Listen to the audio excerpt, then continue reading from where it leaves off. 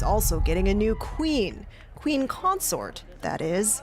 I know she will bring to the demands of her new role the steadfast devotion to duty on which I have come to rely so much. For years, Queen Consort Camilla has remained quiet, lurking in the background and seemingly biding her time, waiting for her moment to speak.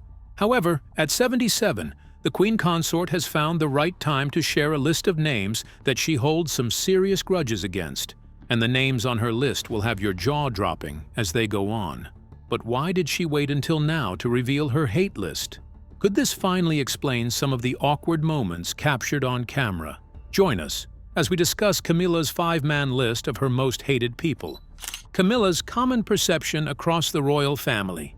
The British royal family has definitely had their fair share of drama, which sometimes feels like reading an original Shakespeare script. While the royal family has always focused on their kin having the most culturally fit partners to bleed them easily into the royal family, there have been times when some of the royal kids just do not care enough, and love finally conquers all. For some context, King Charles, as a young man, found love in Princess Diana in the late 70s, before marrying her on 29th July 1981. However, that only lasted until 1996, when the pair decided on a divorce. But how exactly did they arrive at that decision? There are 3 sure things in life: death, taxes, and the heart wants what it wants. King Charles's marriage to Diana, which ended in the messiest way possible, not only angered Diana but also some serious heavyweights in the royal setup, including longtime palace aides, Windsor loyalists, old courtiers, and even the top echelons of the monarchy. The rationale behind this fragile perception of Camilla was rather easy to see. She was the other woman, the antagonist who came to break a home, but with love as her only weapon, a love for King Charles. However, the juggernauts in the royal family do not feel the same way. Princess Diana was rather popular amongst the royal hierarchy, and she was of noble birth. Hence, she not only fit in as King Charles's wife, but was also the required standard for the cultural fit of the British monarchy. On the other hand, Camilla Shand was different. No noble birth and no serious connection to the royal hierarchy. Insiders believe that, to some powerful members of the royal family, she was just another desperate fiend who fell into the lap of the heir apparent and chose not to leave. Royal insiders claim that the Queen had been solely shouldering the blame for playing a significant part in tearing up a perfect home. Hence, she has had to bear the uncomfortable looks, the mean handshakes, the silent whispers in her ears that went along the lines of, "You will never be welcome here." While this perception of her amongst some of the top members of the royal court has been going on since she stepped foot in the daunting halls of Buckingham Palace, she has calmly risen above it like cream to the top of a hot glass of coffee and quietly gone about her business. According to royal insiders, she has been planning, scheming, and just waiting for the right time to reveal the top 5 royal juggernauts whom she just cannot stand. Just what names did she have on her hate list? Prince Andrew. Prince Andrew, or Randy Andy, as he was popularly called, was a completely different person from his siblings when they were younger. As the second son of Queen Elizabeth II and Prince Philip, he was the spare, and Prince Charles was the heir to the throne. When it comes to the royal family and the game of succession, the heir mostly gets all of the press and is the tabloid hero, one of the perks of being the next ruler of the English throne. However, when it comes to the second son, like Alan Rusbridger put it in 1986, all they really have to do is party, live that life, spend some money, and let everyone guess who he ends up with while shuffling a couple of partners just for kicks. And it was just like Prince Andrew to definitely live up to the second son hype. He was a real party animal, with a gallery of beautiful women that he flaunted to the media at every chance that he got. For example, Tracy Lamb, Katie Rabette, Finola Hughes, and Claire Park, just to name a few. Apparently he was born somewhere near the top of the food chain, but there was someone else right there staring down at him, his brother Charles. His happy-go-lucky lifestyle was not particularly Camilla's cup of tea. She watched him lavishly spend money and flaunt infidelity, traits she believed to besmirch the British royal hierarchy. She felt the unfairness deeply. But why was she so resentful towards him? Insiders believe that her hate towards Andrew came from the way she had been perceived by some of these royal juggernauts, who cannot seem to stand her and labeled her a whore because she was the object of Charles's infidelity. Hence, it wasn't hard for her to question the cheek on them to dare antagonize her and boo her when they have a brother who lived like that. But her biggest gripe remains with Prince Andrew himself, a man whom insiders had claimed to have joined in the avid criticism of Camilla when she joined the royal setup as Charles's new wife in 2005. Camilla believed that Andrew was not only a shame to the royal family, but also an example that royal birth and service in the British Army, where he functioned as a flight commander, don't always translate to class, especially when she, who was not of noble birth, had moved from tabloid villain and other woman's status to Queen Consort while weathering the tempest that came from within the royal family and without. While Camilla's hate for Andrew understandably came from hypocrisy and was rooted in public humiliation, what explanation can be made for her disdain towards someone whom the world once considered her friend? Princess Anne. Talking about the most popular female figure in the royal setup, Princess Anne is right there at the peak. She is lodged really high at the top of Mount Rushmore of the most powerful figures in the British royal family. Hence, it wasn't too hard to believe when insiders claimed that one of the most important factors of having a good relationship with the crown hinges on the nature of your relationship with Princess Anne. Speaking of relationships, Princess Anne and Camilla Shand were pretty good friends who shared the same interests, especially equestrianism. Their love for horses was without question. In fact, Princess Anne once competed in the 1976 Olympics equestrian three-day event, making her the first member of the British royal family to ever compete in the Olympics. Although she was never the heir apparent to the throne, her continuous exploits put her right on the map, just a little below her brother Charles, owing to his birthright, but she made sure to be almost just as important as her big brother. On the other hand, Camilla rode horses for fun as a child, and sometime into her youth.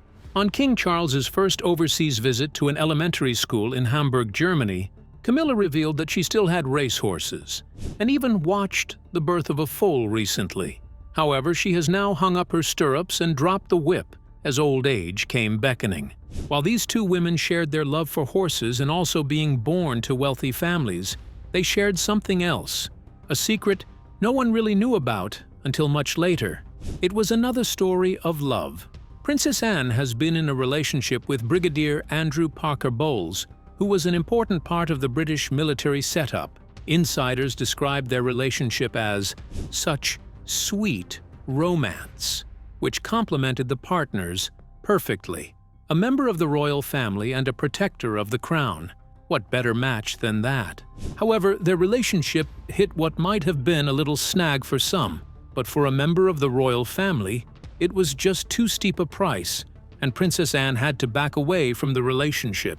The Brigadier is a Catholic who cannot change his religious perceptions even for love, while Princess Anne is Anglican, a Protestant church with completely different principles.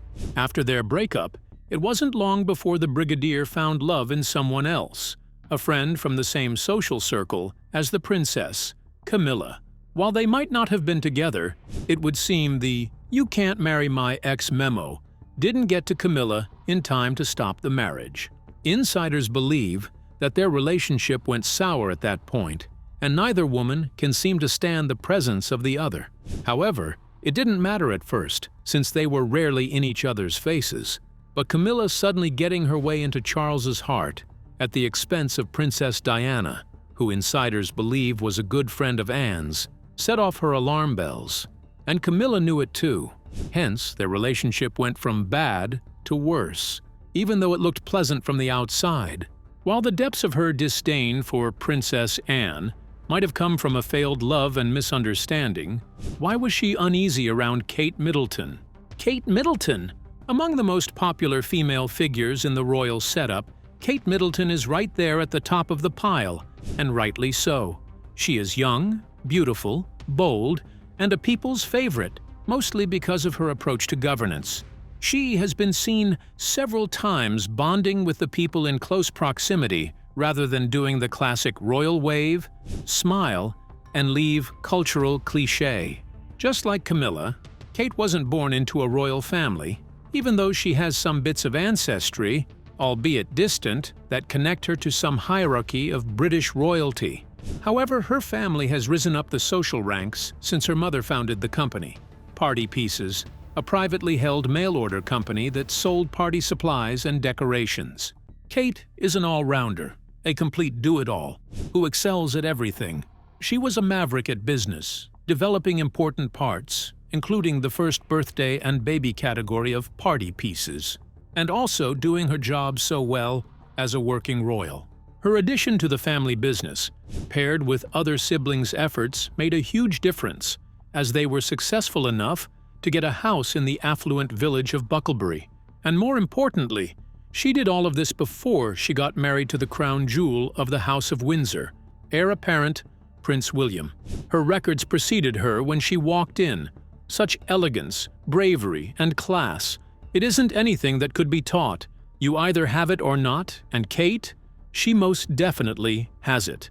Although she has somehow remained on everybody's good books, including Princess Anne's, insiders report that she didn't particularly get along with Queen Consort Camilla. Of course, it seemed a little too hard to tell why she could be mad at someone like Kate Middleton, who comes from nearly the same middle-class family as she did and became a member of the royal family only through marriage. However, royal enthusiasts figured out her reasons were more linked to the other parts of the royal family rather than good old Kate. The Queen Consort could tell that Kate was loved by all and sundry, and was also closer to her arch-rival Princess Anne than she was with her. She reportedly expected a closer relationship, something along the lines of, "Us wives have got to stick together." However, Kate wasn't playing that game, and in all fairness, she doesn't have to. Ultimately, her hate for Kate mostly had nothing to do with her person. She just happened to be on her hate list by association. But what was her reason for hating Prince Harry? Prince Harry. Harry, just like most second sons of the ruling royal hierarchy, was a complete wrecking ball as a child, as he smashed everything good about the image of the royal family into smithereens with his outrageous partying, his consistent reliance on narcotics, and of course, at the peak of the trifecta, his incessant clue at randiness, flaunting all types of women and fanning rumors, at least until he met his wife, Meghan Markle, with whom he moved to the United States. But to get a feel for why he was high on her hate list, we need to dial back the hands of time to where it all began. While his brother, Prince William, was being raised into a force because of his duties as king in the future, Harry enjoyed the bosom of his mother as a child. She was the force behind his thunderous laughter and his seemingly ever-cheerful demeanor. However, his parents' divorce got to him, but he lived with it because he still had his mother. However, on August 31st, 1997, the cold, bleak hands of death laid their mark on his warm heart. His mother was gone, lost to an accident within the shores of Paris while she was strategically avoiding paparazzi. Like that wasn't enough. His father simply just moved on with another woman, the same one he was cheating with. And that was just about enough to make him different. No more smiley, goody-two-shoes Harry. Although the reasons for his anger were obvious, no one in the royal family seemed to cause him more discomfort and endless pain than Cammilla. After all, her presence in his father's life forced his parents away from each other, backing them into a wall, and they lashed out with a formal separation. However, this discomfort wasn't one-sided. Cammilla felt it too. She knew her role all too well in breaking up his parents. Hence, it was no surprise that he wasn't coming any closer to her. His feelings about Cammilla were rooted in deep loyalty for his mother and just serious hatred for Cammilla. Although he was but a child, barely 12 years old when his mother died, he had witnessed her nearly losing her mind and falling so hard into depression before she lost her voice literally and figuratively, all because of the presence of this other woman who had taken his father's heart. Ergo, it wasn't too hard to understand why he couldn't be friends with the woman who caused his mother the greatest mental and physical pain of her life, even before she died. However, insiders believe that Cammilla does not see it that way. Instead, she saw Harry as a spoiled brat who throws his toys out of the pram because he couldn't handle seeing a couple fall out of love with each other and being with other people who made them happy. She reportedly happily reflects the same angry energy she gets from him, without a care in the world for how he perceives her. While her reasons for allegedly hating Harry revolve around immaturity and accusations of failed parenting, how does he justify hating Diana, Princess Diana, often dubbed the People's Princess, a tag given to her by Tony Blair, former Prime Minister of the United Kingdom? Princess Diana wasn't just any princess. She was that princess everyone loved, especially for bringing a completely different side to royalty and rulership. She was famous for her close-to-the-ground approach with the people of the United Kingdom, and her exquisite fashion sense that puts the world on when she steps out of a car. She was the absolute perfect cultural fit for a woman who was to be beside the future king. Hence, she naturally found life within the highest ranks in the hierarchy. She was of noble birth, daughter of one of the United Kingdom's perfectly established aristocratic families. Hence, a marriage to a Windsor was a position of strength for both families. However, being enough just wasn't enough for Charles, who still had his ex-girlfriend in his heart, and reportedly told Diana just a night before the wedding that he did not love her. Obviously, he had someone else in his heart, but at the time, she couldn't tell who it was. Cammilla, who was married to Andrew Parker Bowles at the time, was in the media a lot for sneaking around with another man, the good old Prince Charming Charles. There was a tug between the two women for his heart, but they both had different premises for their argument that show which one had a claim to his heart. Diana mostly seems to have the most legitimate reason. Charles was dating her sister, whom he left, then came for her in a quick stroke of love, and to cap it all off, they had tied the knot with a couple of kids to boot. However, for Cammilla, she was the ex-girlfriend who went away because he was going for his military service, and since he came back, she deserved to have him to herself. Hence, she felt no remorse for coming after him, even when he had finally married another woman. It was almost as if her story had never been told, with Diana having won hearts, minds, and consequently the support of the state as a woman who was getting thrown out of her own home for a foreign woman.